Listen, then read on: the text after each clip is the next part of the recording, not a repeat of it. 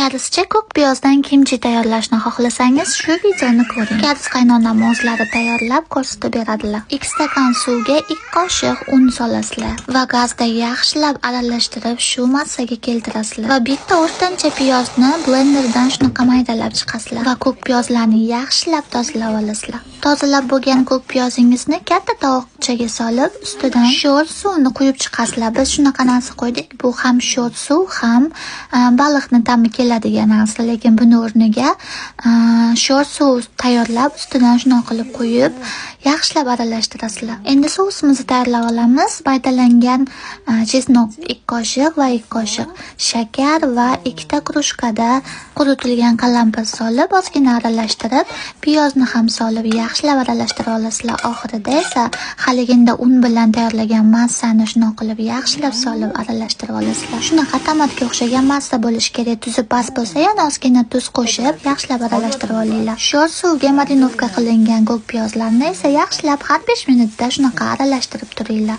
Shunda ko'k piyozli kimchining ta'mi yanada mazaliroq bo'ladi. Agar sousingiz sal tuzsiz bo'lgan bo'lsa, shu ko'k piyozdan chiqqan tuzli suvni ichiga qo'yib aralashtirib olishingiz mumkin. Shunaqa qilib sho'r suvda 30 minut marinovka bo'lgan ko'k piyozlarni sous bilan yaxshilab artib chiqasizlar.